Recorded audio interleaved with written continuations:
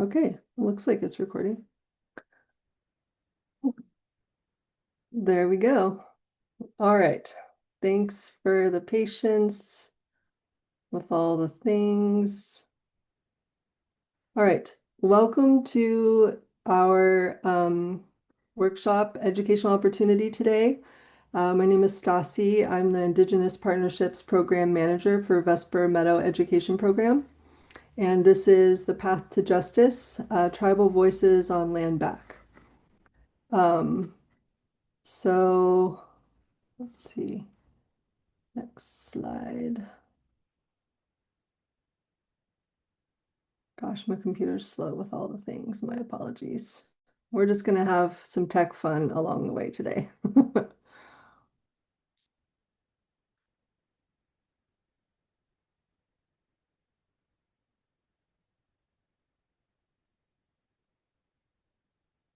Um, so we do request that attendees stay muted for the duration. When there is the Q&A option, to put your question either in the chat box or into the Google form that was supplied in the registration email. We ask people to listen, to understand, and with an open mind, and to also just keep in mind that educating non-native people as a native person does require some level of emotional labor. And we appreciate everyone being here today, and we look forward to a good conversation.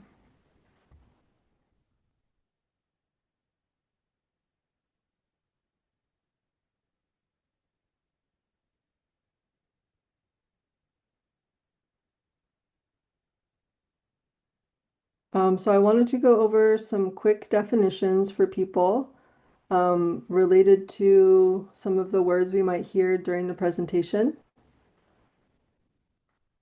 Um, Indian country is a legal and political term in the U.S. federal law that refers to lands associated with federally recognized tribes, including reservations, trust lands, and certain dependent communities. It also broadly refers to native governance, jurisdiction, and cultural life across these areas. Tribe or tribal member refers to members or governments of federally or state recognized native nations, tribes in the U.S. who have distinct political status and government-to-government relationship with the United States. The word indigenous is a global term for original peoples of any land, including but not limited to native peoples in the U.S. It emphasizes ancestral ties to land and ongoing relationships of culture, sovereignty, and resistance to colonization. The term native is a broader and more flexible term often used in the so-called U.S. to describe people descended from the original inhabitants of what is now known as North America. It can refer to individuals from both recognized and unrecognized communities and is often used in self-identification. So as an example of these, I am Alaska Native, and so I uh, well, I usually refer to myself as Native here on homelands that are not my own.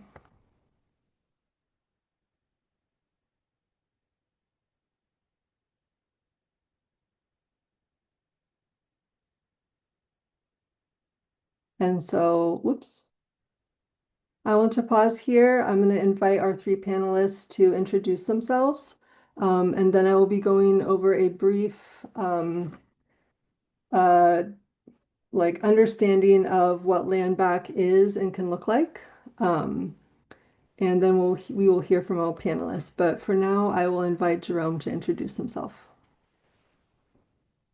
Jala, Shidut Jerome Viles, Chemet, Sequechet Dene Nashli.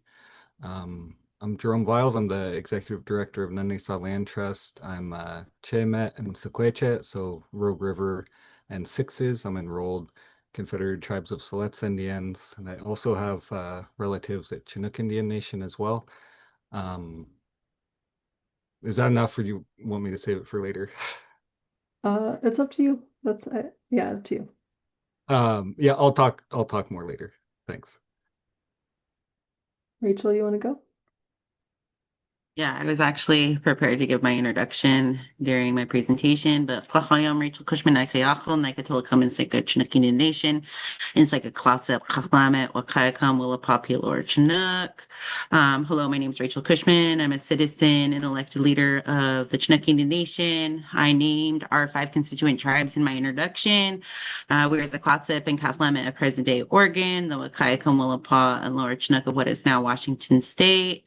I'll talk more about my roles and responsibilities later, but as I said, I'm an elected leader of Chinook, and I'm also the Traditional Ecological Inquiry Programs program manager at the Longtom Watershed Council, and I'll be talking about both in my presentation.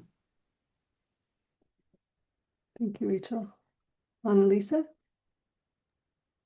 Sianigad Annalisa Victory Dagodo. Hi, my name is Annalisa Victory. I'm Cherokee and German and a citizen in the Cherokee Nation. I work at the Coalition of Oregon Land Trusts as the Oregon Land Justice Project Manager. I'll explain a little bit more about what I do, what my role is, and yeah, just kind of my take on land back later on. But I think for now, that's where I'll stop. But I'm really thankful to be here today. I'm glad you all took time to be here with us. I'm really looking forward to a good conversation. Thank you all. All right. I'm going to share a little bit about what land back can look like. Once my screen cooperates with me.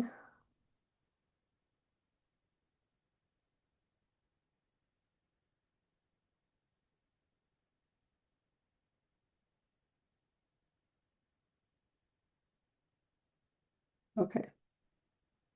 So land back, the term land back refers to a current movement within Indian country with broad support outside of Indian country as well. Land back can be understood as a modern extension of a long history of land justice that Native people have been fighting for since contact. And land back can look a lot of different ways. There's full land transfer, there's fee to trust, there's reservation land or land held through trust organizations. Other examples of land back include co-stewardship and co-management. And I'm waiting for my screen to change. Okay, there we go. So a full land transfer is also known as fee simple ownership. Um, and that can be done, a full land transfer can be done through purchase by tribes or purchase by a land trust, or it can be done through a transfer of deed or a deed relinquishment. Um, and so to kind of look at these a little bit more deeply, I'm not going to go over all the different forms of land back in a deep way, but I will focus on a few of them. So a full land transfer can be done by landowners, land trusts, cities, counties, states, faith institutions, universities, or an act of Congress. Um, a full land transfer is subject to state and county taxation, fees, zoning, and land use laws. It can also mean land can be under multiple regional jurisdictions, especially a larger size of land. It can be subject to eminent domain, and it does increase tribal sovereignty through choice. So once land is transferred to a tribe or a land trust, those individuals have the option to put land in trust or not. But it gives them more autonomy to make the decision over land and what happens on that land. So fee to trust means that first of all, there is an application process, and sometimes that process can be, whoops, can take a while. It means that the United States holds the title and the tribe is the beneficiary and has governance rights. It does put land under tribal jurisdiction, not the state, and it's shielded from seizure and foreclosure. One of the aspects of the full land transfer is it does give a lot more it gives full autonomy to tribes or land trusts. That said, as you can see, it comes with some things to consider, like the taxation, zoning, and fees. So the fee to trust protects it in a certain way, but it also means the tribe or the land trust does not hold the title. So there is land that can be held by native land trusts. This supports urban native communities. Some lands aren't easily put into trust. It does support with flexibility across jurisdictions, and it protects lands. Oh gosh, and it protects lands. Sorry, my screen is in the way. Um, It protects lands, especially for urban and coastal areas. I've been learning about this as I've been researching, and it's been pretty interesting. Um, so just to go back here again, these are the different types of land back that can occur. Oh gosh, sorry, this is annoying. Um, my apologies, everyone. Um, Tech is so funny. Sometimes this might have been Uncle David, but there's a joke in Indian country sometimes that the more sacred you are, the more tech issues you have. So there's just a lot of sacred people here today. So with some quick aspects of co-stewardship, cultural agreement, cultural, see, I can't see some of my screen. But co-stewardship and cultural access agreements do support some aspects of land back. It gives tribal people, native communities access to land. That said, it's not quite as uh, doesn't have full autonomy like a full land transfer. And so there are lots of things to consider. The land back and land transfer is not a quick and easy process. There are many different examples of land back in the Pacific Northwest that have happened. Thousands of acres have been given back to tribes in the last several years. Um, and in researching some of these transfers, it's often been a multi-year process with many partners involved, conservation organizations, foundations, private benefactors, etc. So I do think that there's a lot of complexity here, um, and it's we will not be able to answer everyone's questions today, but we do appreciate everyone showing up to learn along with us today. So with that, I will share our final slide. Um, we do encourage you to support our panelists today. These are the organizations and nations that they're with. Nanesa Land Trust, Coalition for Oregon Land Trust, and Chinook Indian Nation. So we do encourage you to support these organizations through donations, learning about their work, and other ways to support land back. And so with that, I would like to move into hearing from our panelists. And I would like to ask Rachel to go first, if you're willing.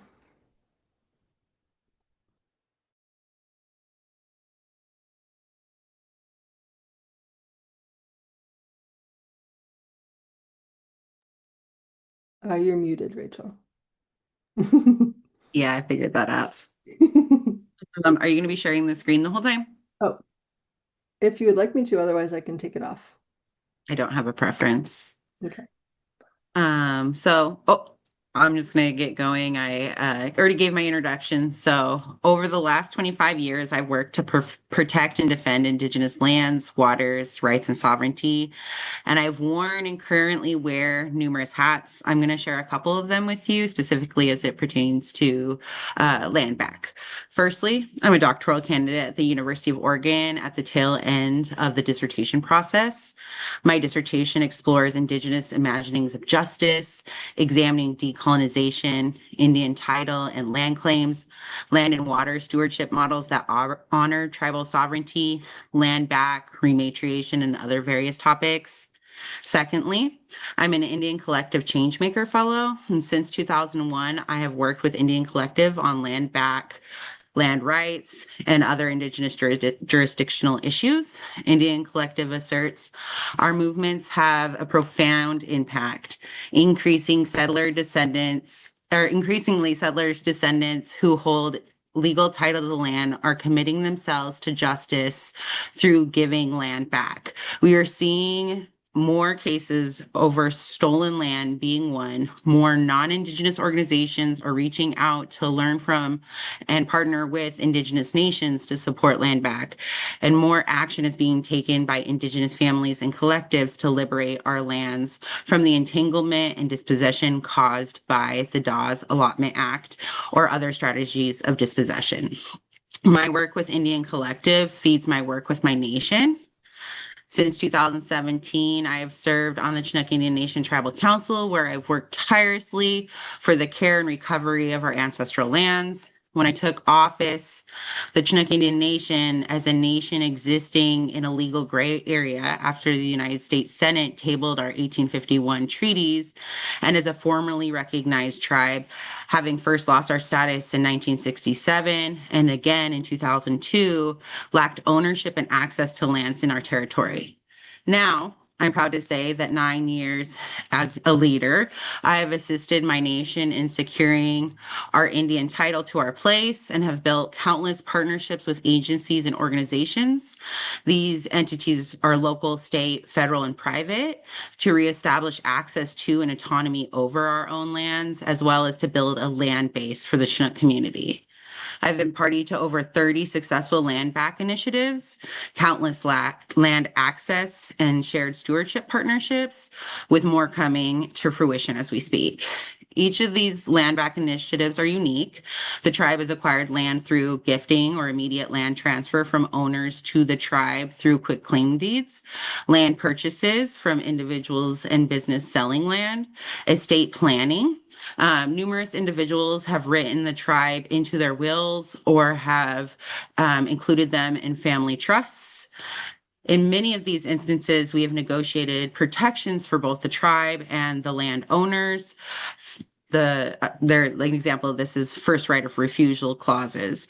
We do this because we understand that sometimes things come up financially that are out of our control, and we like to make room for that. We've worked with individuals who wish to immediately deed the land to the tribe, but would like to remain on a portion of the property until their end of life. We have built partnerships with land trusts. In these instances, the land trust takes the lead regarding fundraising for and negotiating the land purchase. However, the tribe is collaboratively involved at every step of the way, especially if there are buildable portions of the property and there are easements involved. We have entered into agreements with timber companies, and these agreements, Chinook leases the land for a very minimal cost and with the intention of purchase. But while leasing the land, the timber company is committed to habitat enhancement and restoration in collaboration with the tribe, so that when the land is acquired by the tribe, it doesn't require a ton of restoration work. Lastly, I was recently hired by the Longtom Watershed Council to manage the Traditional Ecological Inquiry Program, also known as TIP. I've been engaged in the program for the last 3 years as a parent of TIP youth interns, the focal point of the program. but only have been involved in a professional capacity since August.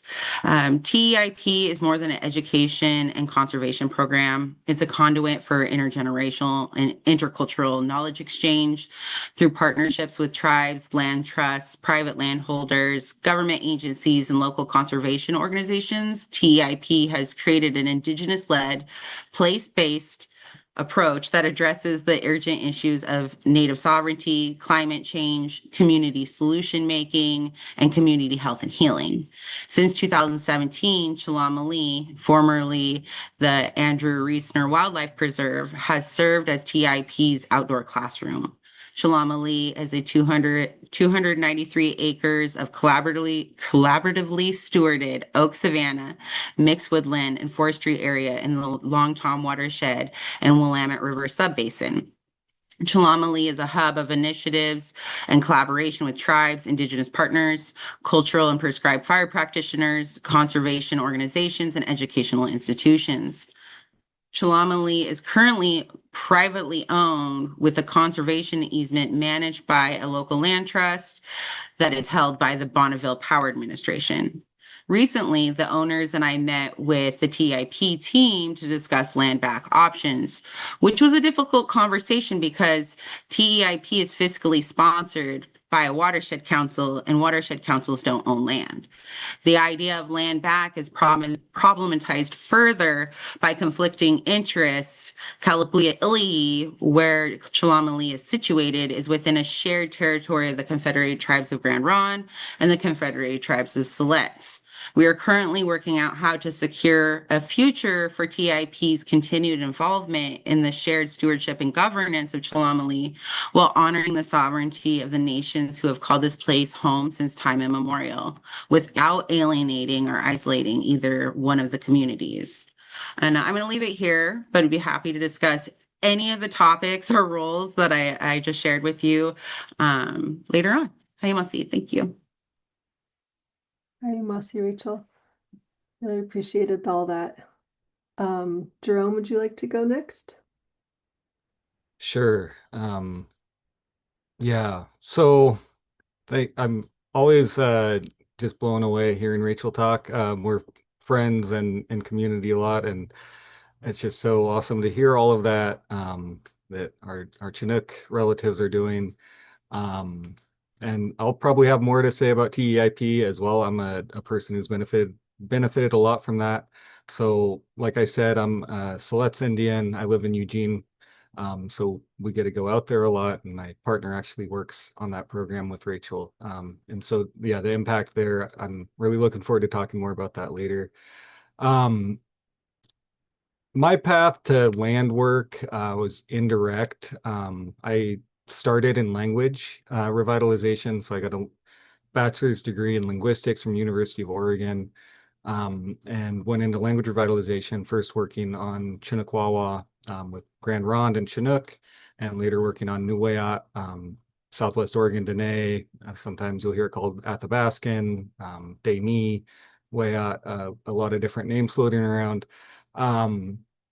But did that work for quite a while, still am doing that work. And that really led me more to land. So, I grew up knowing that I'm sixes and Joshua and Lower Chinook. That's what the story I heard in my family.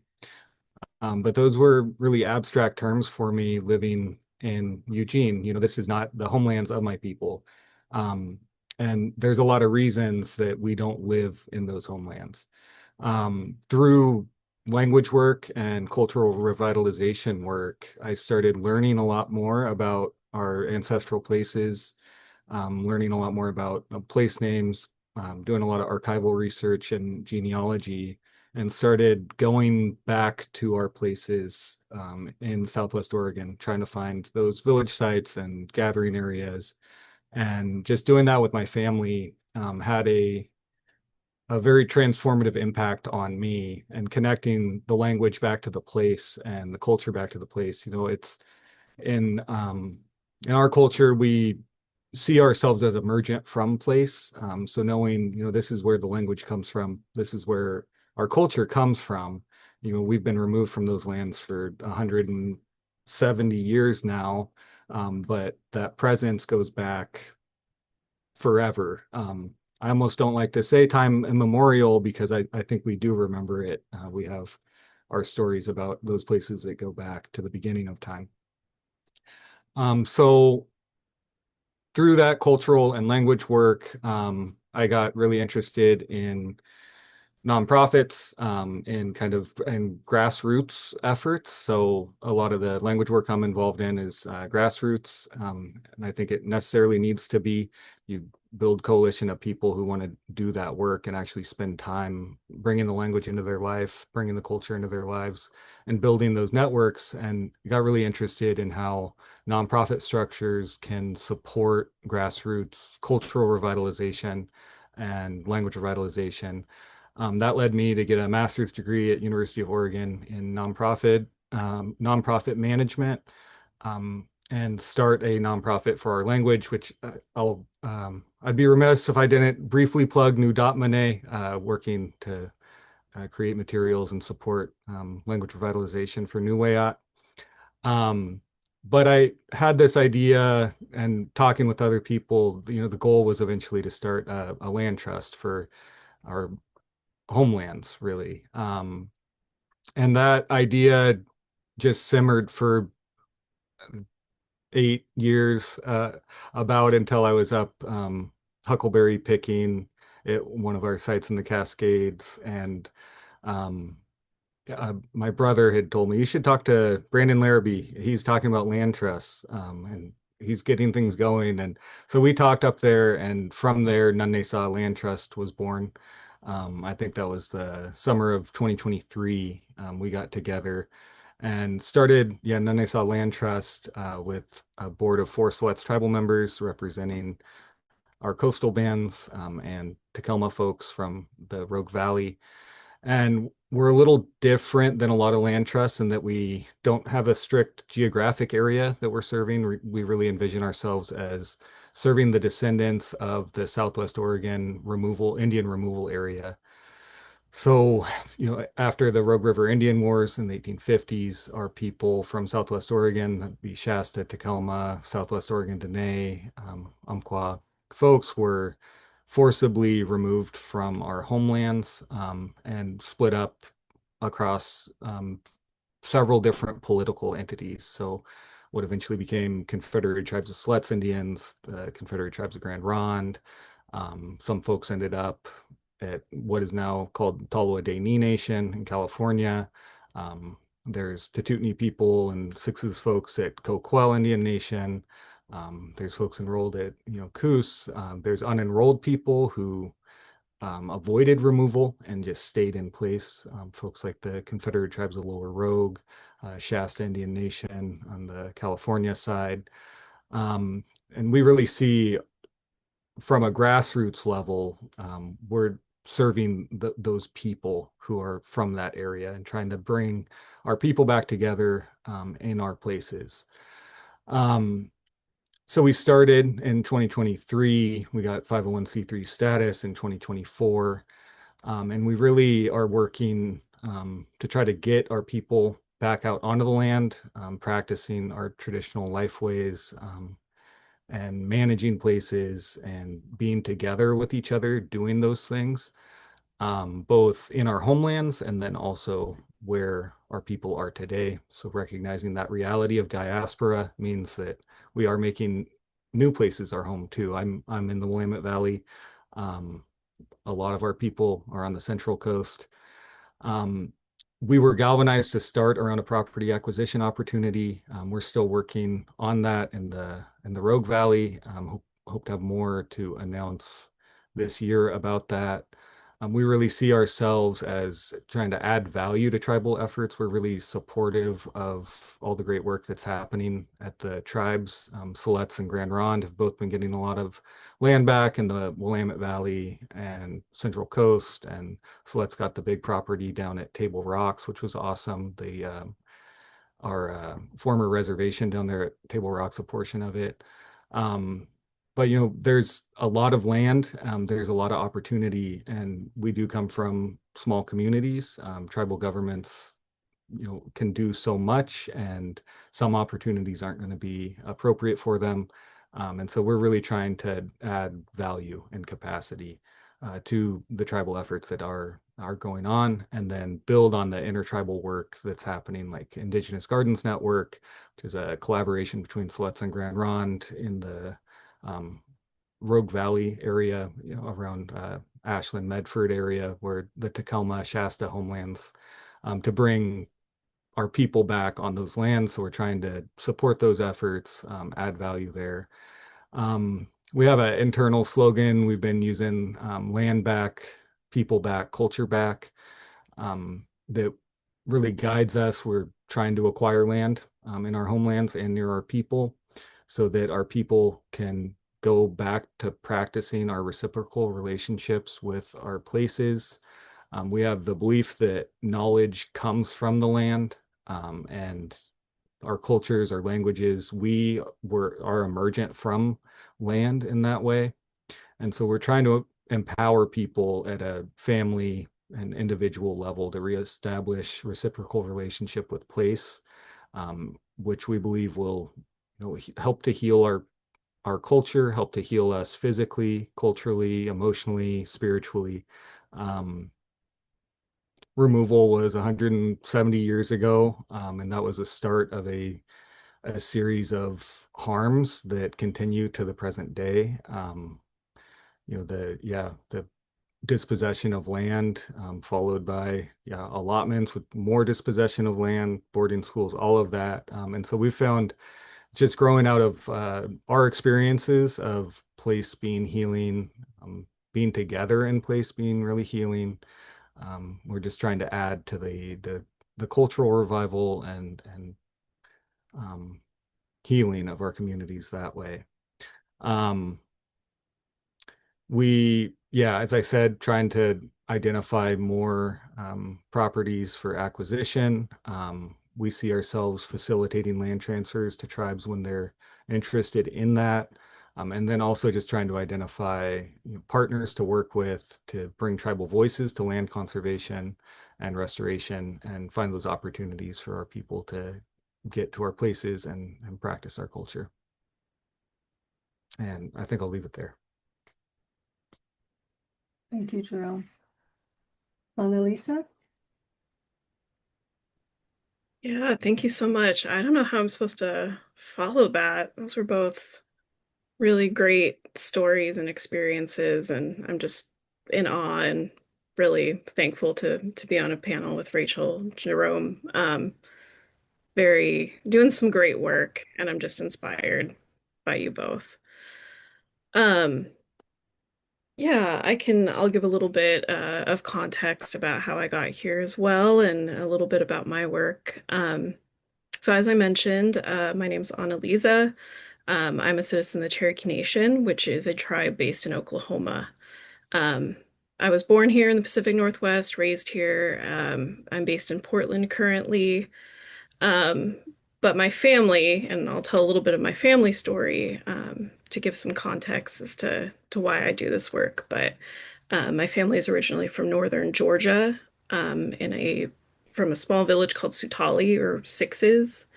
Um, and back before allotment, decades before allotment, there was this um, similar program by the state of Georgia to allot land to Cherokee families, usually about 100 acres or so. So my family took advantage of that program and entered into ownership of land in the Western sense, as in having a deed and all that. Um, and then, so they lived in this really amazing area on the Chattahoochee River. Um, they had, fruit trees and orchards, and they co-owned a ferry and a general store, trading post. Just made their lives really uh, abundantly tied to that property.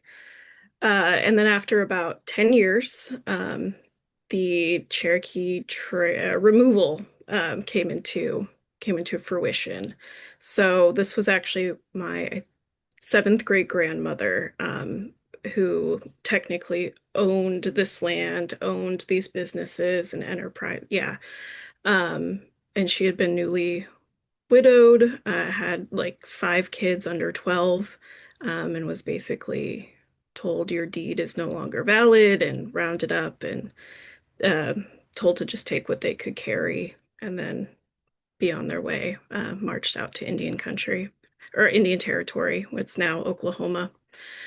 Um, there is a creek on that property that was named after my family.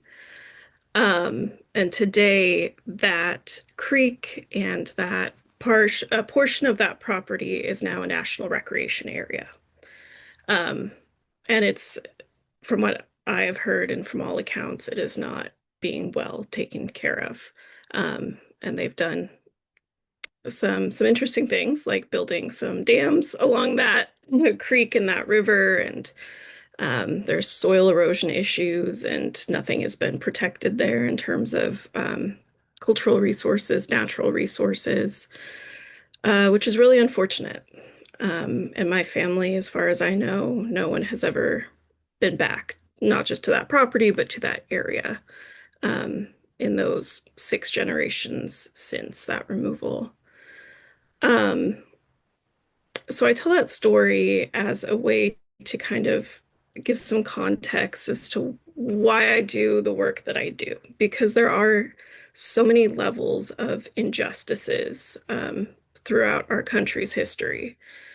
Um, it's not just, that land being taken and that deed being dissolved was also taking away generational wealth. It was taking away connection to place and home. It took away culture and knowledge that then didn't get passed on generation and generation, and down to now my generation, 7 generations later.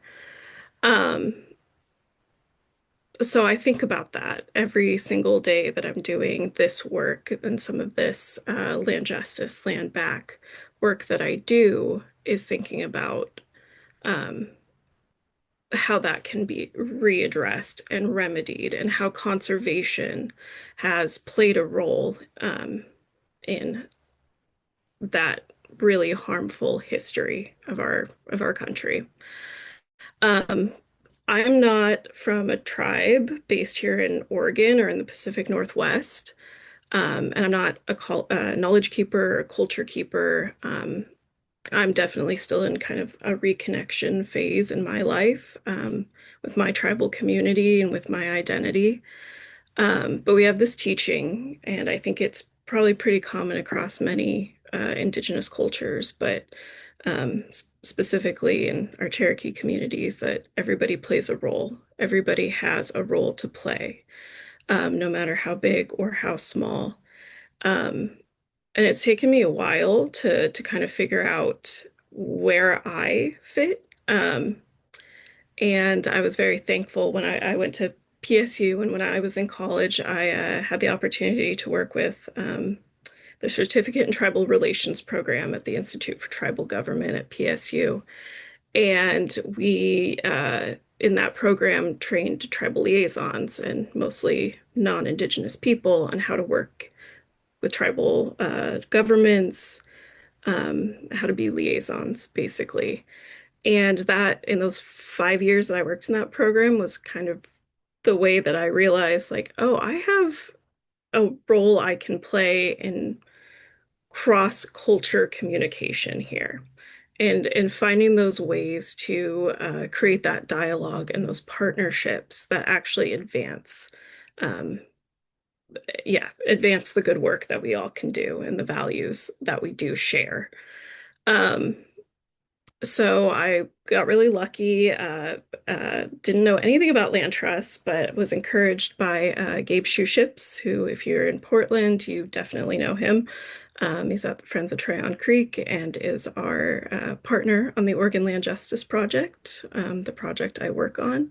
And he encouraged me to bring my skills to this program that was just starting to unfold at the Coalition of Oregon Land Trusts, focused on land justice and advancing partnerships between land trusts and tribes to advance land access and land back and create more equitable opportunities across Oregon. So I was really excited, didn't know what a land trust was, but was extremely heartened by the community that I came into of land trust folks wanting to do this work and really having good hearts. Um, that isn't to say everybody has always been super receptive to land justice work, but I would say that 90 out of 100 people have been really excited about partnering with tribes and doing land back work. The problem, and I think maybe I was too optimistic about what timelines could look like. And yeah, we can get change like happening quickly. And that hasn't been the case. It has been very slow to change. And I think Western systems in general, um, there's a lot that we have to restructure and walk back and figure out alternative solutions to. So that's a lot of my job is working with land trusts to advance organizational change. So changing the way that they fundamentally do their work, getting creative with the legal tools that they use so that they can do land justice, land back, land access work, codified at their organization. And that includes like changing their dissolution language to give tribes the first right of refusal if they fold as an organization, that those lands could be in front of the tribes as an option first.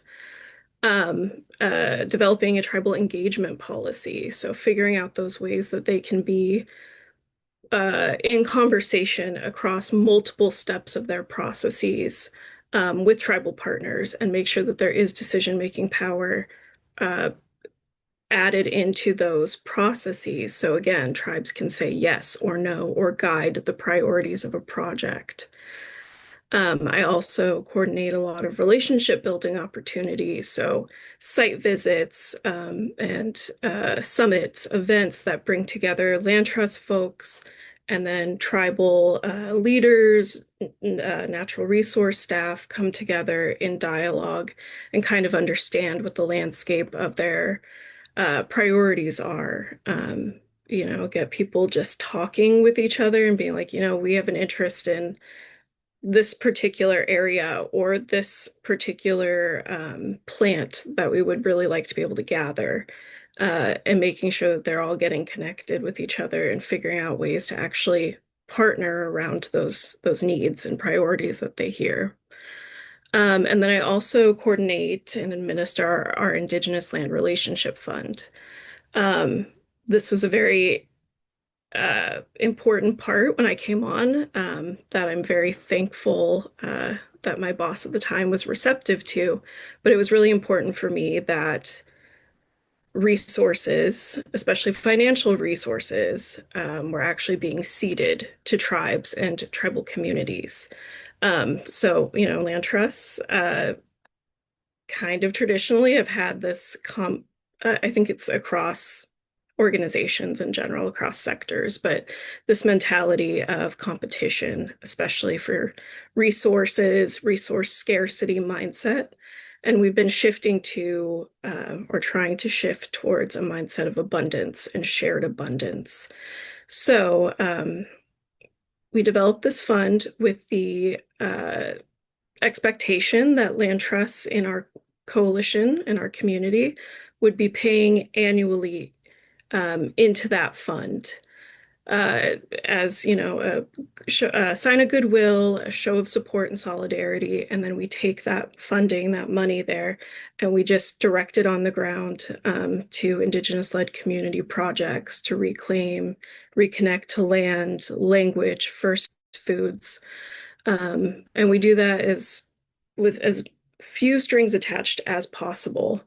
So I don't like to call it granting. It's not traditional philanthropy. It's literally just seeding resources. In the last 3 years that we've had that fund, we've been able to support about 15 projects across the state, amounting to about $275,000. And yeah, I know our goal is to get higher and higher because I know there's so much more need and so many cool projects and places that work is being done. Um, Rachel is leading that, Jerome is leading that work. There are so many other people on the ground doing amazing things that even having some extra funding helps a lot. And I'm really just thankful that that's a portion of our program we've been able to implement. I think I'll stop there. That's probably a long enough introduction, but I will be, yeah, more than happy to share more about the Oregon Land Justice Project and kind of how we've been working with land trusts. And uh, though we don't own land or necessarily able to open up land for access, our job has really been to work with the land trusts in our coalition to influence that heart and mind shift um, to do this work and do it in a good way. And I've been really happy with how people have embraced that. But there's still more to do, and I'm really glad that there's people here in the uh, virtual room who are excited about Land Back too, and thinking about those opportunities for life estate agreements or yeah, other ways that you can be involved as an individual, because I think that's really where the work happens is on an individual and local levels instead of big national yeah, big national movements. So I'll stop there. But yeah, I'm really very, very excited. And Rachel, I see you're off mute. Oh, and we were gonna have our table conversation. That's why I muted. Let's see. I am going to pin people. I don't know if that changes views for everyone or just me. As a little Zoom tip, if you change your like how you view the screen in your gallery, you can often see the speaker, um, whoever's speaking better. Let's see if I can pin multiple people. And You also, may be able to spotlight instead of pin. I think spotlight will do it for everyone. I can only spotlight one person at a time. Okay. Also, just as a quick recap to people, I know people were kind of filtering in during this conversation as panelists were introducing themselves and their story. Thank you again, by the way. Um, some things that we would ask of attendees today is to keep yourself muted. If you have a comment or a question, please put it in the chat. We also ask you to be here with an open mind and an open heart. Gentle reminder that often for Native people, it does take some level of emotional labor to educate non-Native people. So we appreciate Rachel, Jerome, and Anna Lisa being here today. I also just wanted to go over real quick some of the different examples of how land back can look for those that filtered in. There can be a full land transfer. This can be done through purchasing or a gift. Land can then, at the tribe's discretion or the land trust discretion, be put into fee to trust. And then there's land that can be held by native-led land trusts. Jerome here today is with the native-led land trust.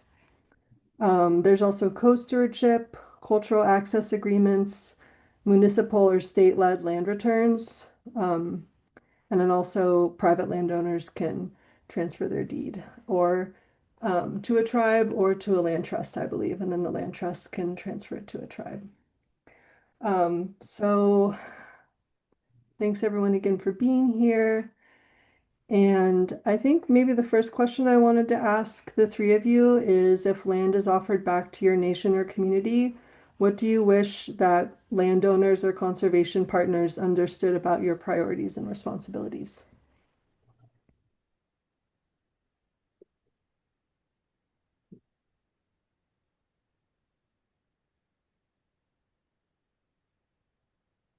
Well, I was waiting, giving you a chance to jump in, Rachel.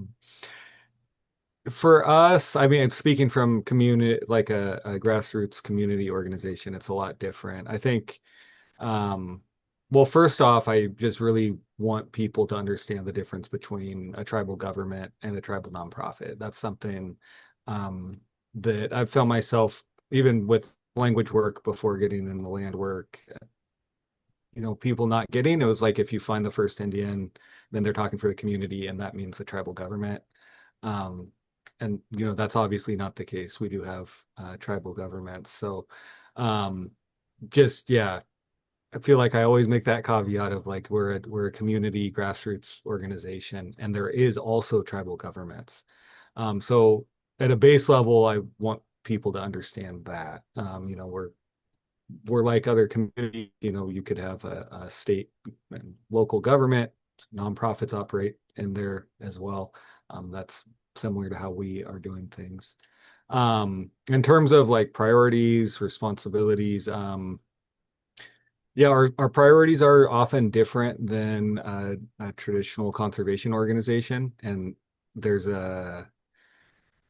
it's hard to know how much history to get into there. The conservation movement is a cultural movement. It's an American cultural movement, and it's rooted in white supremacy in a lot of ways. The giants of that, John Muir and Pinchot and people like that, were advocating for native removal from lands. The idea of wilderness is pretty problematic.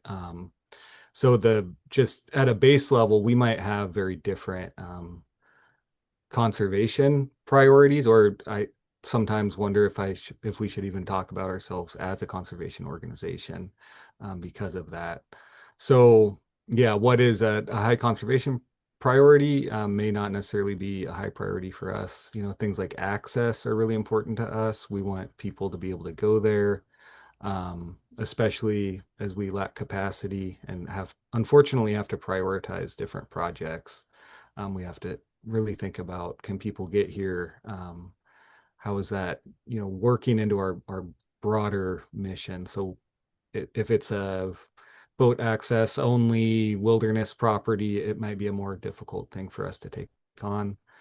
Still supportive of conserving land like that and keeping it out of resource exploitation, but it might not be something that we have capacity.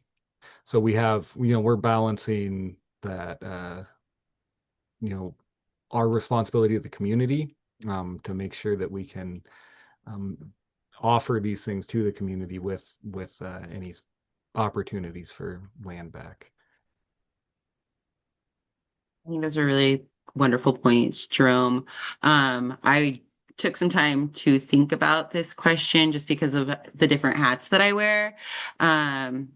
Thinking about my role within the traditional ecological inquiry program, we get folks all the time who are like, we want to give land. I actually just got an email. So it was from somebody who wanted to give land.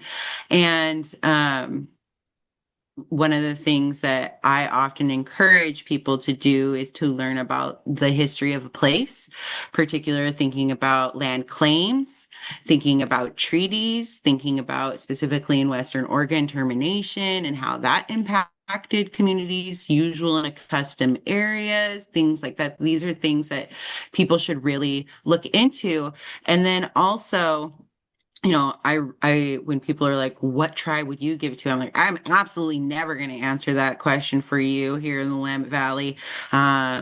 That's when there's not clear boundaries, I won't answer that. But, my one recommendation in this role is to build meaningful relationships with the tribal communities, whether it's giving to a native nonprofit or to the tribe itself. And also on the tribal side, as a leader of a sovereign nation, I think one of the things that I wish people understood is that we have limited capacity. There's been so much damage and disruption to our communities that not every land back opportunity is one that we can jump on board with. So like understanding that sometimes it's building those long-term relationships and putting it into a family trust, a living trust, or putting it in the will. And when it comes to conservation and organizations, that like how we frame conservation matters. a lot of the time it's this very preservationist approach with especially the easements. It's like we can't touch anything, we can't do anything. And the reality is that we have always been engaging in the land. We have always stewarded. That means having our hands and feet in the soil and disrupting and putting fire on the ground and doing things that what typical conservationists Western approaches have tabooed or restricted. And so, really thinking about it that way. As I was saying in my introduction earlier, if you're a conservationist organization, help do that restoration and habitat work up front before any land transfer, because that's one of the things that I've seen. And I've worked with nations across the US who have gotten swaths of land back, but then don't have the resources to manage those lands because of capacity. And so if you do the work up front, it really makes a difference for those communities to then continue to steward it and have that ongoing relationship without having to do major restoration work to get it to a healthy place. Yeah. Mhm. I echo what you say, Rachel. Especially that last bit, it's something I wrote down in my notes too, because I have seen, unfortunately, a couple examples of like, I don't know, organizations or even landowners wanting to just give like the worst properties, the ones that are in the worst condition, and in some cases even like brown fields, to tribes or tribally led organizations. Um, and that's just, it's not cool. It's not cool. Putting in that extra work ahead of time is critical. And I also think, too, what I would encourage people and organizations is if you're going to transfer land, it needs to come with an endowment or a stewardship fund, something that offsets those costs, because it's expensive. It's really expensive, and it's a capacity drain. And unfortunately, there are a lot of tribes who have to turn down land back opportunities because of the capacity or financial restraints. Um, it sucks. It really sucks. So, one thing I think this might have been a big thing that you instituted, Rachel, but I just really think it's a important thing for organizations to uplift. But having shared positions between a tribe and an organization is really important. It offsets that capacity issue. It allows for better communication um, between the entities, between the organizations. Um, yeah, I'm curious. I'd love to hear from you about how those have been, like working out. Yeah. We actually started. So I said I wear a lot of hats, and I'm not lying. Not only do I work for the Longtom Watershed Council, I actually serve on a watershed council on the North Coast, the Nicanicum Watershed Council, and we've been doing some really amazing shift of how watershed councils work with tribes, and in particular. We had our first shared position. I think it's like almost 3 or 4 years ago now. It's been a while. But it started off with a temporary position where we hired somebody to work between the tribe and the Watershed Council to help research best practices for MOU developments or MOA developments.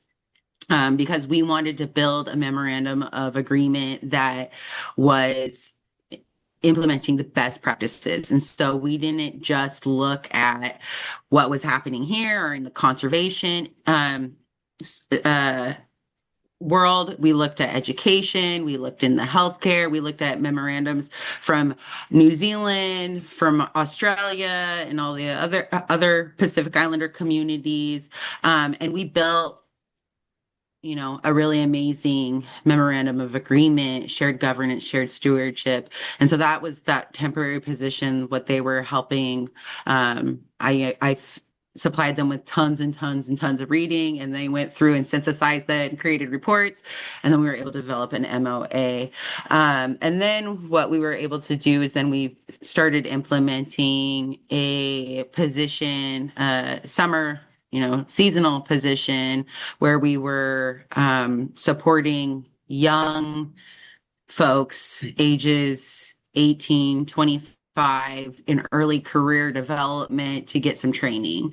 And we did that for a couple of summers, and that was a shared position between the tribe and the Watershed Council. And then eventually we were able to secure funds to hire a tribal lands and stewards position who reports directly to the co-directors. We've implemented co-directors instead of executive directors to shift the duties and responsibilities to a more equitable playing field, and then to our nation's lands and planning coordinator. And so they report directly to the both of them and are able to show up in places. So, and because, watershed councils are very restricted to a service area, we were able to get funding that would allow this person to not only do work within the service area of the watershed, but to do it throughout our territory in both Oregon and Washington. Nice. Yeah, no, thank you for sharing all that. I think that I would probably just kind of underscore one piece of this work that I feel like people don't quite understand, but we traditionally in Indigenous communities, there really is not a concept for land ownership. And especially not in the way that Western society understands ownership. So there's discrepancies there, but we live in colonized systems, and we have legal systems here in the United States, and just protocols and processes that govern the way that we do things, and nonprofits do things. Or government does stuff. So I really encourage people who are here, who are in those positions at your organization, to enact change, to think about really creative ways to use legal tools to upend some of the governance systems at your organizations. That is something you legally have to do to be compliant, or is it just something that a nonprofit does and everybody's used to? And I really love what Rachel just shared there about like MOAs and having those shared positions and the difference that those can make. I find that a really creative strategy and a creative way to have a partnership that actually advances a goal, and that actually has on the ground impact. And it solidifies a relationship. And I'm also really want to uplift too, like being on the board of one of those organizations and having a decision-making role is really important too. I really would encourage organizations to also hire Indigenous people, have Indigenous representation on your board, give them positions to actually influence change in decision making, and also support them in their roles. But yeah, I just really so cool what you're doing, both Jerome and Rachel, doing a lot of culture and organizational change work that I really appreciate. Yeah, I actually just wanted to reiterate what you just said about boards. So when I joined Nickanakan Watershed Council in 2020, it was a predominantly white older man space. And the folks there didn't understand why that I was there and the importance of me being there. And we had to have a lot of really uncomfortable conversations, and they were uncomfortable. They were uncomfortable for me and they were uncomfortable for them. And ultimately, those uncomfortable conversations allowed us to grow and to build a better and different understanding. And some people left and weren't involved anymore. And some people stayed and really reflected on their ideas and behaviors. And, within a couple of years, we first started with this MOA research but we built a structure different than what had been there before. And now we have a shared governance model where there is positions on the board. I am the chair of the Nicanicum Watershed Council, and my position is protected as a tribal member. And we have, two tribal council members from the Chinook Indian Nation who sit on that board. And I'll be very clear because not every tribe has that capacity to do that. And I'm going to be very honest, like we don't have that capacity to do that, but we do because it's such an important relationship to us. And, you know, but uh, we also shifted the staff culture and the board culture. So now it's a majority women-led organization. The majority of the board of directors are women, women in late 20s to early 40s who, are doing the work on the ground, who are professionals in this kind of work. Not only though, we have attorneys and other folks who are doing really awesome things as well. And we implemented the co-director um, staffing model. So instead of having an executive director, we have co-directors, but the majority of our staff are also women. 4/5 of our staff are women, 3/5 are Indigenous. And so it's a really cool, innovative, different way of doing it. And we really see it as a divestment in power. When I joined, it was, the dominant power structure in watershed associations. And now we've divested to Indigenous voices and women's voices who've both been historically left out of the conversation.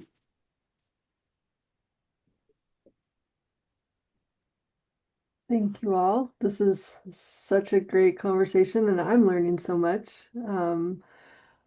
I'll share real quick in answer to this question about what do you wish people would know. I definitely wish, as a Native person not on my own homelands and still learning myself, that people would do more research on their own. One of the questions I've asked for 10 years, actually, having sat on the board for over 10 years now, is, can anyone name the 9 tribes of Oregon? And so far in these conservation summits and delegate meetings, no, not a single person has been able to name all 9 tribes off the top of their head is my challenge. So I definitely encourage people to do some research. All the tribes of Oregon, and I'd imagine most tribes, recognized or unrecognized, have websites, and you can learn about whose land you're on and what their priorities are. Also, learning some of the basics of Indigenous worldview is really important because how Native people interact with land and community is often very different than the Western world. And that gives you good insight into how to to build these long-term respectful partnerships with Native people and tribal communities. I wanted to ask the next question, and I think I will go with what kind of agreements, like co-management or cultural easements, feels meaningful, and what feels like a half step that misses the point?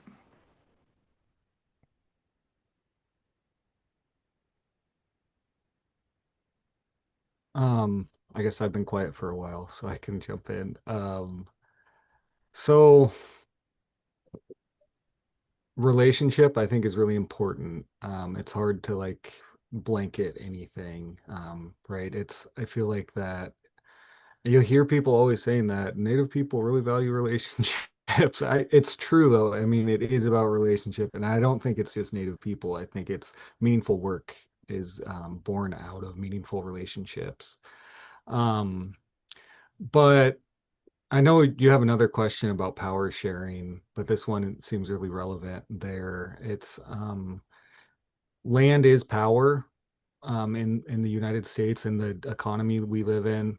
That's why we were dispossessed of land, and it's land and money are power. So as landowners, as people making who have title over land, it's like you have power.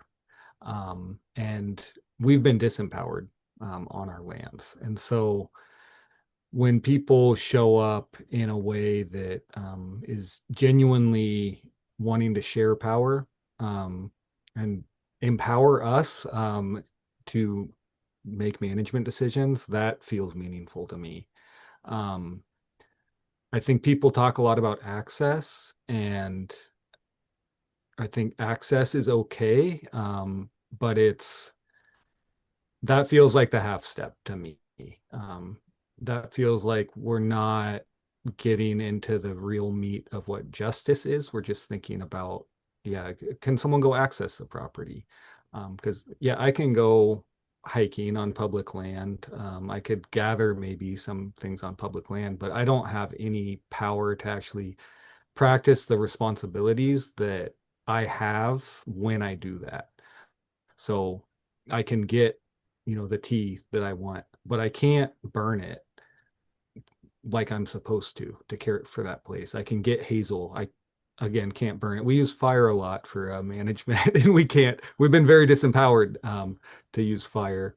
Um, I mean, we've been disempowered in a lot of ways, in a lot of ways, being an Indian is still not legal. There's a lot of things that our responsibilities to the land are things that we just can't do because they're illegal today.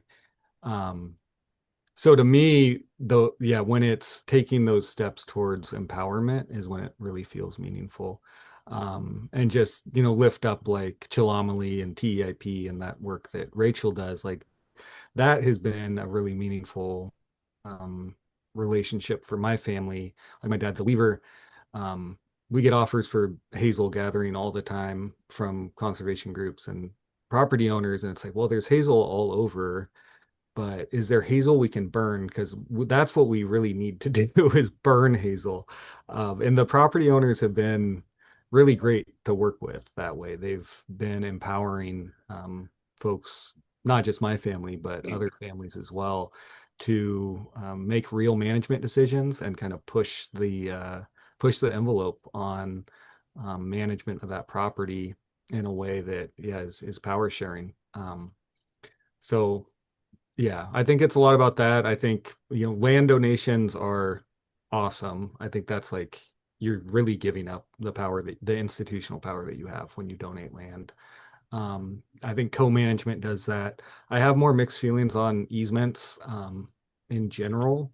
They are a way that a property owner extends their power over the land indefinitely. Um, which I have, yeah, having problems wrapping my head around. Cultural easements, I think, I can imagine situations where they'd be good, but I think people sometimes want to start there and not start with a relationship. And I think without a relationship, a cultural easement, maybe there's models where it could be good. But I think easements feel like I'm less into those at the moment, I guess, but open to hearing alternative perspectives on that as well.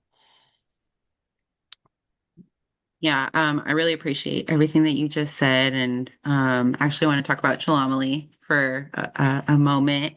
And starting with the easement. So there's an easement that is pretty long that tells us what we can and can't do out on the property. There's no framing for it though, in the actual easements itself. So we are being creative and we're like, well, we're doing these goals in a indigenous framing. So our reasoning to be able to do the things that need to happen.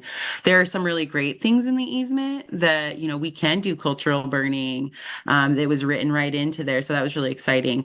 But when we had that conversation with the landowners and their family because they were wanting to make estate planning with their children and have them be present and to be a part of the conversation of the future of Chalamali, their kids, who are adults, their children were very upset about the easement, and they're like, "How dare you tell Native people how they can and not cannot use their land?" And the point that the landholders had was to protect it.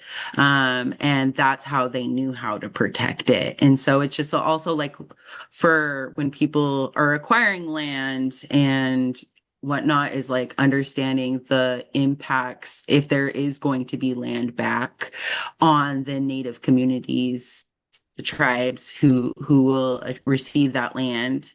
But I do want to say, like, with Chilomali, what I find really beautiful in that it is co-government, co-stewardship model, in that the landowners and the land trust and watershed council work with TIP collaboratively, that TIP is asked how we are feeling about access and things like that, and ultimately have the landowners have said, you have final say in it. Like, they'll send us a request. Oh, this person would like to walk the property or hike the property. How do you feel about that? And we're like, no, it's a closed education classroom space. And they're like, okay. And that's it, and that's really awesome to be able to do that. And and again, as I was saying, we were talking about the long-term implications of land back and whatnot, and land donation. It's something that we're figuring out how to deal with being a native-led organization, but not a tribe or a land trust. And so we're figuring that out. But the thing that I really appreciate is everyone's willingness to work with us until we figure it out. Maybe I'll just say one more thing, raising up TEIP too, they're empowered that way, but do a really great job of making the families and the people who they're serving be empowered. It's like um I don't know what to call that, but it's just it feels very empowering to the people who are there. It's not, yeah, you can just feel that, and it creates a really amazing environment of learning and sharing, and it doesn't feel like a weird hierarchy of power. I It's think a not lot of, carceral. yeah, I mean, a lot of times it's like you have these undercurrents of power dynamics on land, and go see somewhere, people who just want to give access, it always feels really weird when you go there, because it's like they want to give access and then they want you to ask for permission constantly, and that can be revoked, and it's just like there's no skin in the game there, and you start, do you just want to feel better about yourself is kind of the question I start asking. It's like, this isn't, yeah, where are we going with this? And maybe it's more about, yeah, just a lack of trust there. So power sharing and trust, I think, are really what make agreements and, yeah, relationships meaningful. Yeah, I appreciate you saying that. I think that is exactly it. And I'll underline like 10 times the word trust. Um, yeah, it's really important. And I have a kind of a negative example of like that mistrust piece that kind of ended up in a funky scenario. But we worked with an organization a couple years ago, a native-led organization that the where they were conducting some of their work was on this private land, and the landowner was like, "Yeah, we'll donate it to you, but it has to have an easement with this specific organization, and I want this, this, and this in the language, and I won't do it until that easement is finished." So it was like holding them hostage. And it took a lot of back and forth to kind of figure out where were those points with the landowner of like, well, why do you need this? Like, what is the problem here? What do you not trust, that they'll do or won't do with the land? And so it took a lot of conversations. A lot of them I wasn't privy to, which is totally fine because that's between them. Um, but he finally relented to an extent of letting them get to dictate what language was in the easement. So we got to help them with some of the legal review of that to make sure that what they wanted was represented accurately and legally in there. But that entire time, I was like, okay, I'm glad this is working out for them, and they just are, they're willing to do this for the outcome of being able to have this property. But I'm really, really pissed that the easement just had to be the provision in that. Like, why couldn't it just have been a donation and you trust that, they're going to do what they need to do and want to do to protect that land? Like, um, it's so annoying, and I keep trying to reiterate that with the organizations that I work with. Like, can we move away from the easements? Or if you're going to do an easement, I want you to make sure that it's dictated by the tribal partner. And maybe it doesn't even need to be a conservation easement. Maybe it can be a cultural use agreement or something else, a deed restriction. I don't know. Um, but it needs to fit the context of the situation you're working in, and it has to be dictated by the tribal partner so that it meets the needs that they have. Otherwise, you are just enforcing your power in that situation. So yeah, and I've been surprised over the last few years too, hearing from a couple tribes that they don't mind easements. And then I hear from other ones that were like, we absolutely hate them. We will never, ever accept a property that has an easement on them. So there's a lot of extreme um, opinions about them. One thing, I don't think it was mentioned in the beginning, but one complication with easements is that it can hinder being able to put land into trust for a tribe. Not always. There are some examples of tribes being able to do that with an easement on it. My understanding is usually it's with a federal agency that they've been able to have an easement. I'm not a lawyer. I don't know all the legal mechanisms of this, but yeah, I would just say if you don't have to have an easement, don't do it. If you already have an easement on a property, figure out what some of those alternative ways of working around it or amending or whatever you can do.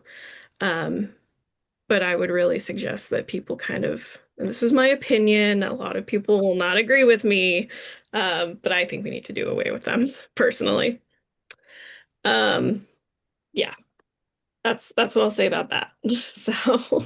I had a really bizarre realization looking at an easement actually that was, signed in what the 90s probably, and it was signed, a woman who's now dead and an organization that no longer holds the easement. They've transferred it to someone else, and it's like they are dictating to a ridiculous degree, like you're not allowed to urinate on this part of the property. You're not allowed to have more than 8 people. You're not allowed to cut anything. You're not allowed to disturb the ground in any way. And it's just like, what a way to extend your control into the future.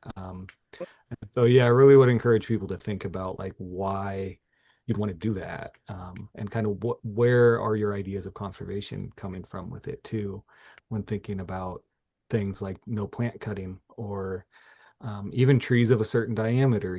Like I had my partner wrote her thesis talking to Native people on the Klamath, and there's a story shared in there of disagreement between a Native person and conservation partners around cutting a big tree because it was big, is 100 and something years old, and that perspective of oldness though was so different. It's like this tree's growing, it's squeezing out the environment that Indians had maintained for 1,000 years, and is really a marker of colonization. That tree was allowed to start growing there when you forced Indian people to stop managing that land. And so even though it's big and we should take that seriously, it's like the management might look different to you and it might be uncomfortable in some ways too.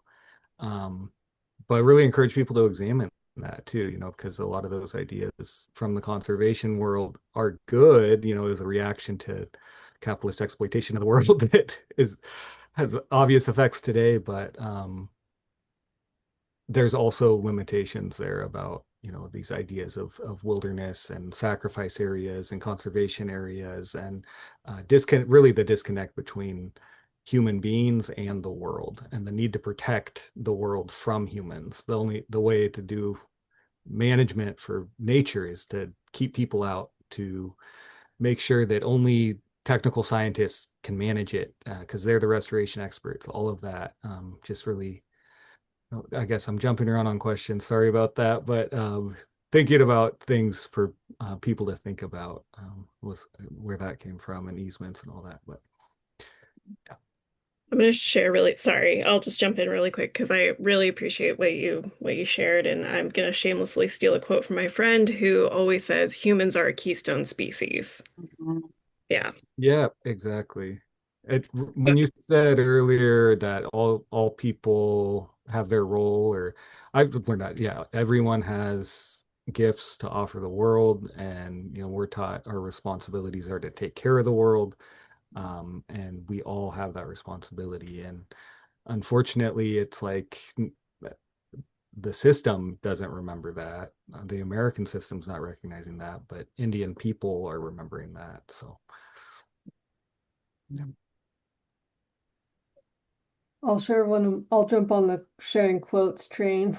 One of my favorite quotes right now is to those in power, equity often feels like oppression. Um, in one of my board meetings, one of the board members said, I'm uncomfortable. And I said, good, that probably means you're going down the right path. Mhm. Um, we're got about half hour left, and I don't know that we'll get all the questions that I sent you guys in advance, but one of the ones I did want to ask was, what are some of the critical steps or approaches that landowners or conservation partners can have to have these relationship building or land transfers feel respectful and good? And I know we've already talked about a few.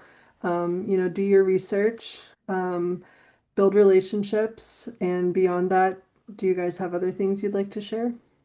Yeah, I'd actually really want to go back to the building a relationship and building trust. Like that means not for the short term. That means actually being listening and not centering yourself in your comfortability, being okay with being told no and still showing up again, like not like weird like stalkery, but like if there's public events and things like that, show up and volunteer. If there's opportunity to volunteer, and there is a real capacity issue. So wait. Sometimes these things take years, and that's okay.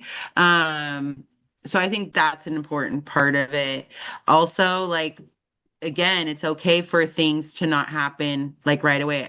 In Western society, we're project based. Okay, I got this project, I need to get it done. Here's my timeline. And thinking more long term and expansive with the things that we do, and maybe like start thinking about things in steps. Here's this first step. I'm going to build a relationship and I'm going to make it meaningful and I'm going to be in it for the long haul. I'm at the point in my life, well, I will not build a relationship with you if I don't expect it to stick. I only will build relationships now that are for the long haul. So you better be ready for the ride. Like, and that doesn't mean that we have to talk all the time. Doesn't mean we have to engage every day, but like, I want you to remember the conversations that we have and to take into considerations the things that are the priorities for me and my communities and to engage with those and to educate yourselves and whatnot. Um, and like if you're going to be divesting by gifting land, selling land, whatever land back technique may be, you should also do an investigation and talk to a legal expert, so that you have realistic expectations of what it could look like, and draft some agreements that are amendable by the community too, just but they come prepared.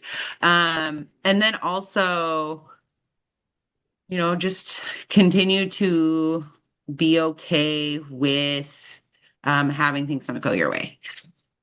Um, and supporting, like, if what you have to offer at this moment in time isn't what's needed, say what works for you, what do you need, ask the tribes, what do you need, what can I do to support you, and then follow up and do those things to the best of your ability if you are able. Yeah, so, and land back is a decolonial tool, right? It is part of the decolonization conversation. It is the literal return, but there's exactly what Jerome was saying earlier on. There's culture back, there's stewardship back, there's all these different other things, and finding what is realistic, what, is meaningful, what is helpful for the community that you're working with is the most important key thing to remember.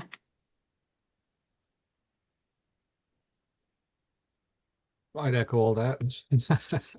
Um, and without a ton of, we're working on acquisition now and can just think to that of what has made it feel good, respectful, everything. I think it's recognition that we had the easement conversation and he was like, well, if we put an easement on it, that doesn't feel like land back. If we're telling you what you have to do once you get it back, like, well, I really appreciate that. That was awesome. And in the meantime, it's taken a while. We've had, needing lawyers, all of this stuff. We've stayed really connected and built a meaningful relationship. And before the transfers happened, he is, we're talking about management decisions being made now and asking us, what do you think about this? And it's like, he doesn't have to do any of that.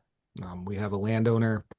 He could do whatever he wants until he transfers it, but he's really trying to be in good relationship with us. And I can tell that we're just both trying to show up authentically for each other, and not being too scared of making mistakes or anything. Just, we're showing up as ourselves. And that has felt really good in our transfer. And then on the conservation or partner side, people doing that, from conservation orgs, just you can do research, the Oregon Land Justice project, or on, is it on your website or is it on Colt's website, the land back toolkit? It's like you can do research into that stuff, like go look at that stuff, try to build relationships with natural resources departments or native land trusts or cultural practitioners too.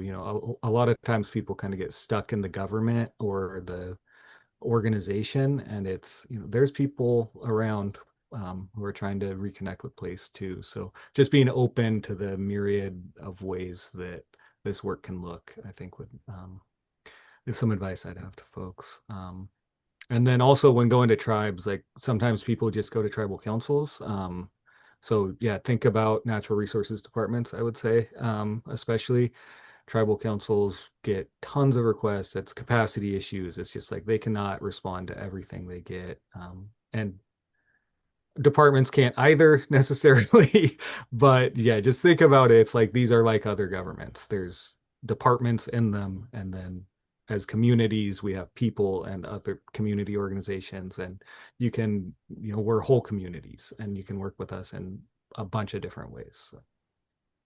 I think that's a really beautiful thing is to talking about working with cultural practitioners as well, and that's like citizens, people enrolled in the community. If you're working on building trust and relationships, like having a relationship with a tribal member who can vouch for you and introduce you to people too is good. Because as Jerome said, we are inundated with requests at a tribal government level. And, even our departments, some of them, some tribes like Burns Paiute has one person in a department doing all the work, whereas others have lots of people. And so, thinking about, you know, what is the capacity of the community, having that, building a meaningful relationship with a tribal member who can help facilitate those conversations is really helpful as well. I don't have too much more to add because I think you both nailed it. I agree with everything you said. The only other thing I would probably add, and maybe this is more for the conservation organizations, but I would say talk to multiple tribes. Yes, it's going to take time and there's going to be uncomfortable situations and things like that. But that transparency and being able to understand where there are those tension points or understanding, maybe this is a property or a place that's important to multiple tribes. So maybe just giving it to one is not the right move. Um, but I have just seen some missteps in the past of like organizations that only built a relationship with one tribe did a property transfer and it destroyed their relationships with several of the other tribes, which was really unfortunate. So talking to everybody, and equally being able to share information about your properties with Department of Natural Resource staff, cultural resource staff, community members at multiple tribes who may have an interest in your service area if you're a land trust, is really important, in my opinion, because it helps kind of even out that equity issue. Um, and then, yeah, not being a drain on capacity or resources, big one to stress. My other thing, and I don't think anyone in this audience would do this, but I do want to mention, because this is another scenario that happens, um, landowners who are, like, yeah, we want to sell our land to the tribes and then jack up the price like two or threefold.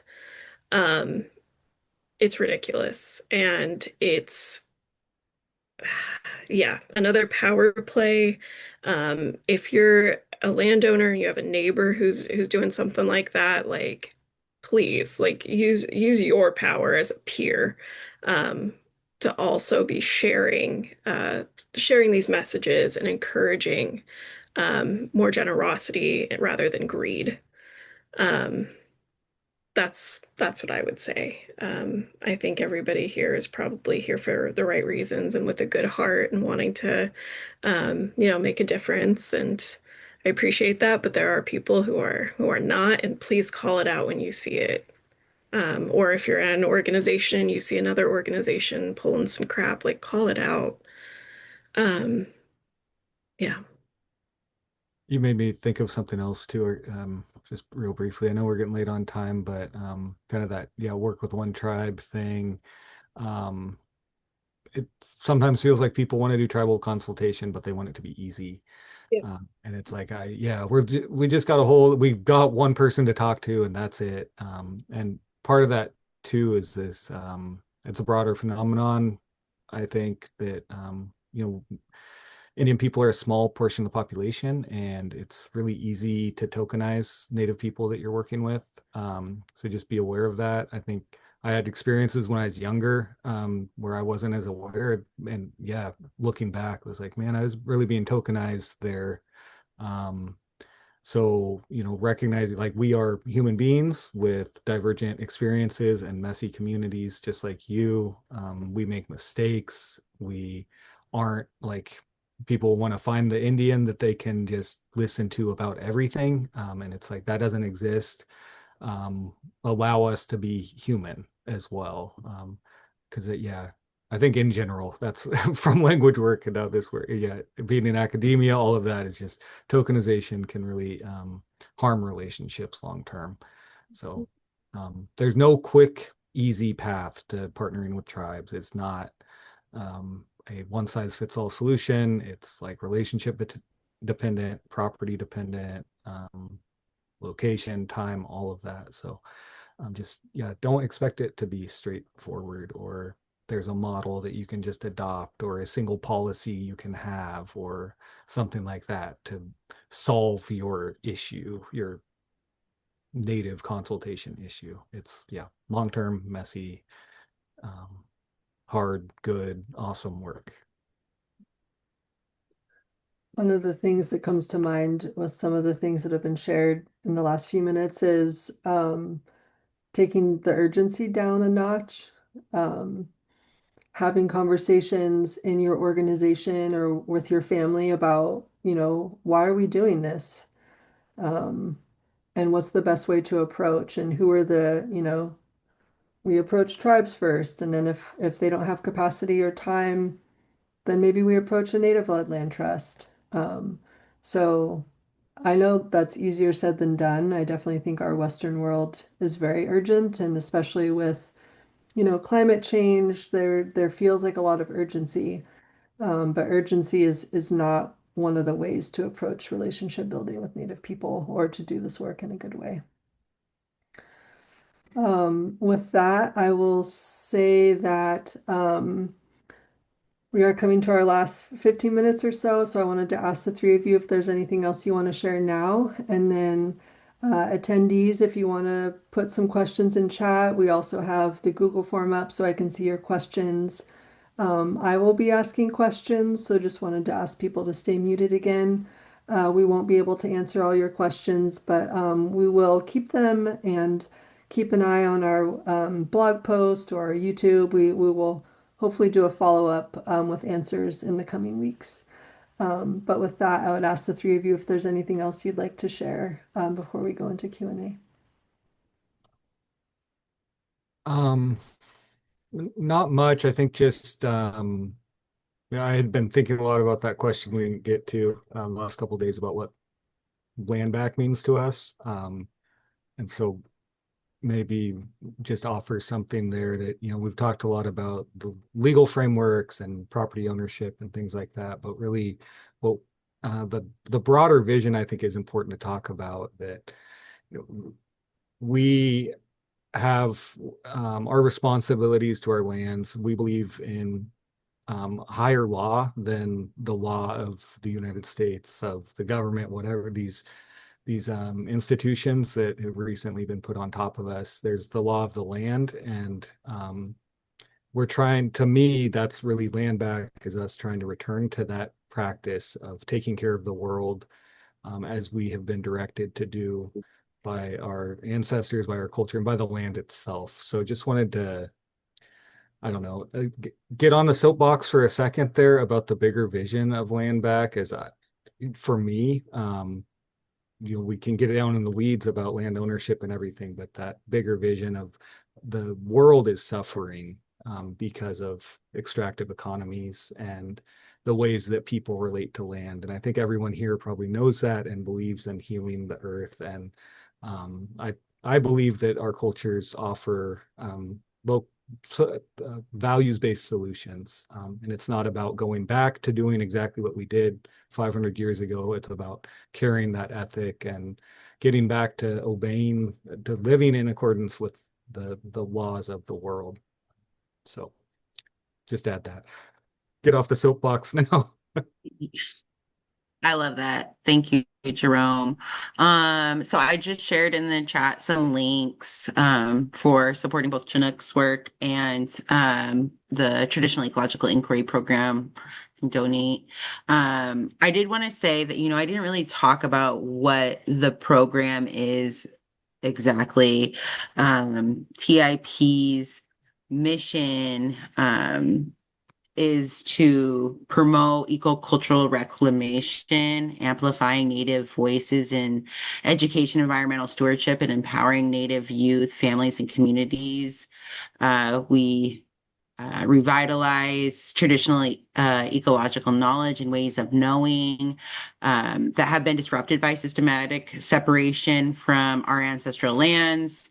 It's an inquiry program where we create and maintain spaces for intergenerational sharing and cultural knowledge. We uplift and amplify youth voices in restoration and create opportunities for college and career success. So, our practice, so going back into the natural way, the natural laws of places, it wasn't like you are an 18-year-old to 60-year-old person in control of this space and doing the work. It was families doing the work. It was whole communities doing the work. And so that's something that we're trying to bring into the work back into place. And so we have little babies out there on the land learning and being a part.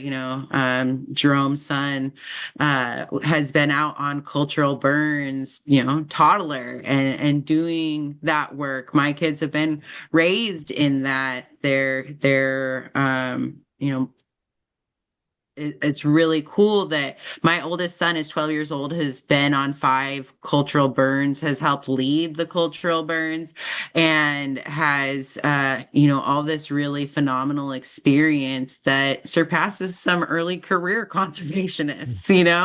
And that's what we're trying to do, is we're trying to reframe how we're talking about our relationship with places, and the other than human relatives that live there. Because it's not just the land, it's not just the water, it's the fire is a relation, the plants are relations, the animals existing there, the fungi, all of it is interconnected. And so it's rebuilding those relationships and understanding what are healthy relationships, what are respected relationships, and what are unbalanced and unhealthy relationships. And so, yeah, I just wanted to talk about that because I think that's a really important part of it. That it's not just like, oh, we're going to have Native voices. No, we're going to have intergenerational Native voices who are empowered to do meaningful work. That was beautiful. I think we should just end there. I wasn't going to say anything that was better than that. Other than, I really underscore, I love the word connected and the interconnection piece. I think that's exactly right. I imagine land back with like land as a center, unifying point, with so many offshoots of interconnected, interrelated things: culture, knowledge, language, health, physical and mental, communities, families, and the health of one is the health of all. And eventually, land back is that first step, and eventually these dominoes will fall into place. And as we revitalize one, we revitalize and protect and enjoy all of them into the future. So, yeah.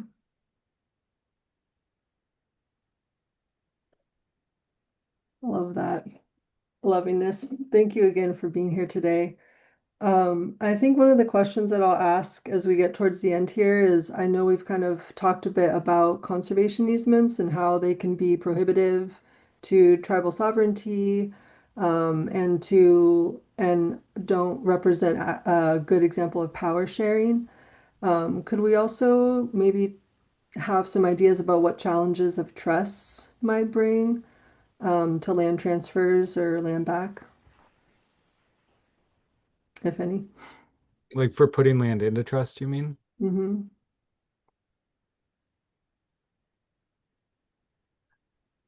That was a question. I'll pass that. Yeah, that not in the tribal government sector. Yeah, my knowledge is really limited on fee to trust and all of that. Yeah, so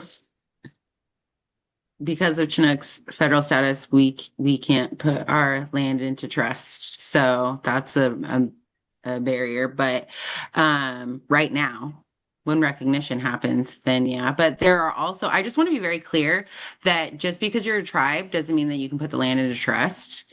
There's been bills put before Congress for decades with tribes trying to put their land into trust, and it's been denied and it's been denied.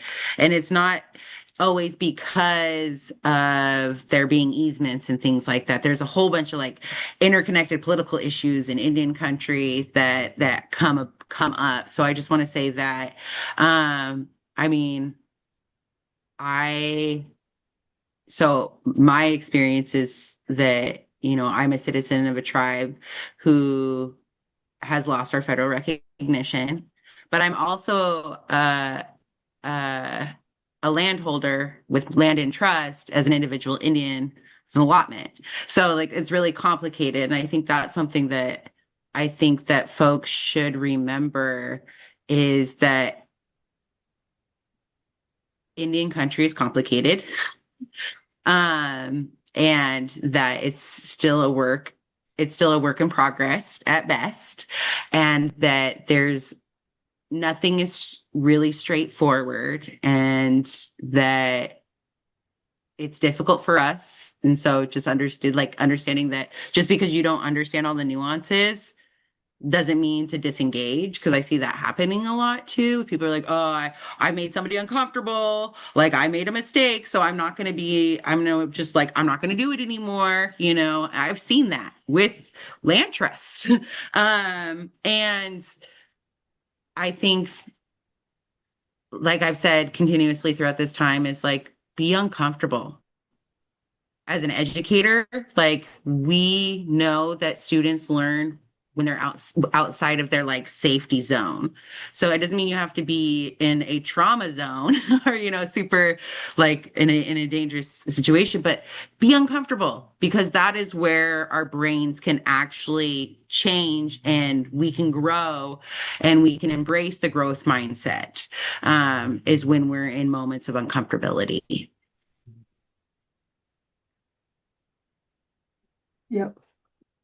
Big plus 100 to that. Let's see here.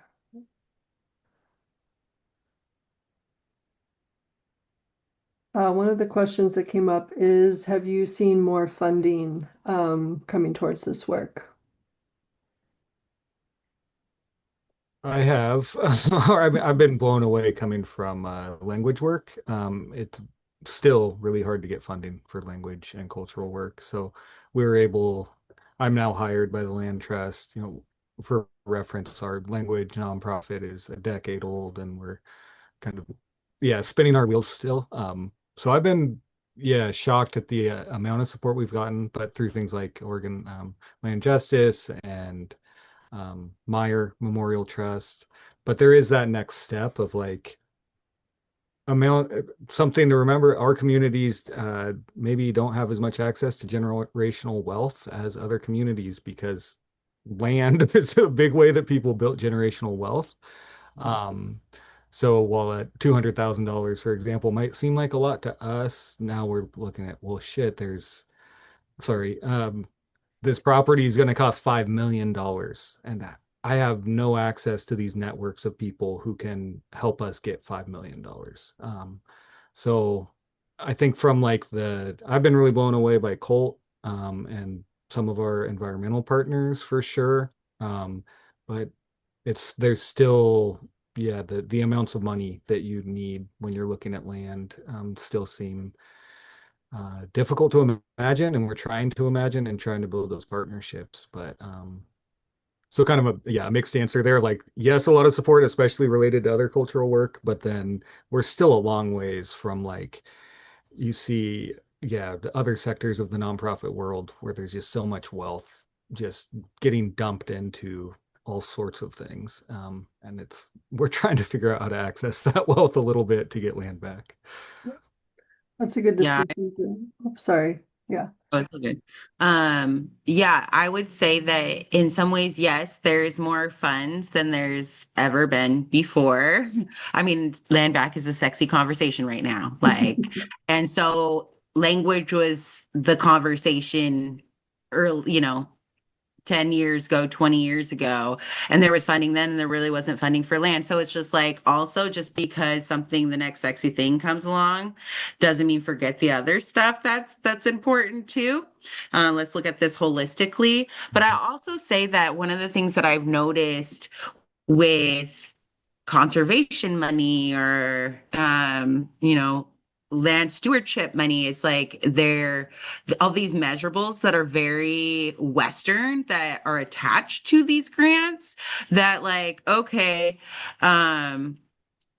and it's very a narrow view of like this whole idea. And I was an environmental science major in undergrad, and I left the field because I was just so annoyed with Western science and this approach that one solution will save us all. Yeah. Like, and it happens. And it's just like, and that's what I'm seeing attached to the funding sources right now. It's like, okay, well, show us how your land practice impacts this atmospheric CO2 level. And it's just like, well, it's not like it's correlated, but it's not in something that's really easily measurable. You can see it with these long-term impacts and from like how it's been practiced before. And it's very qualitative, not quantitative. And I'm just seeing so much of that right now. And it's so frustrating. And every time I'll submit the application anyways, because who knows, somebody might change their mind. But I also follow up the letters talking about how Western their approaches are, and like how they are committed to settler superior. Well, I can't even talk now. My mouth is so dry. Superiority. But yeah, and so like as leaders in all of these fields, push back too. Like I think that's something that y'all can do if you're going to be partnering with Native organizations. Mhm. Thanks, everyone. Oh, Could I add one thing there? I have been a little disheartened in the last few years with national, like big national philanthropy, because I've heard a few times like they're interested in land back, land justice, but then they want something that's a national level impact. Yeah. And that's just not what's happening in the land back space. It is so local, and it's really hard to get them interested in like things that are happening in a rural Oregon town that they've never heard of, you know. I think we've had, what I've seen, a lot more generosity and luck with like donor advised funds at community foundations for giving to um, this movement than on the larger philanthropy side. It's really missing the whole point too, because the idea is the localized solutions from people in local place. Like it's the startup culture that you make a model and it's going to solve climate change. Is like that's the idea that got us into a point that we have climate change, is thinking that way about everything. So yeah, that could be just sharing that frustration. Yep.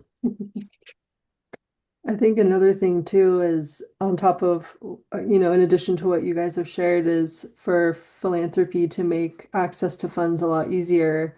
Having looked at like the Oregon Justice option one that's through Colt, there's pretty low barrier to receiving funds, and that's really important for too many reasons to list in this moment. Um, I don't know if I have a mic drop quite like some of Rachel's comments or any of yours comments, but just wanted to thank you all again for sharing your experience and knowledge with us today.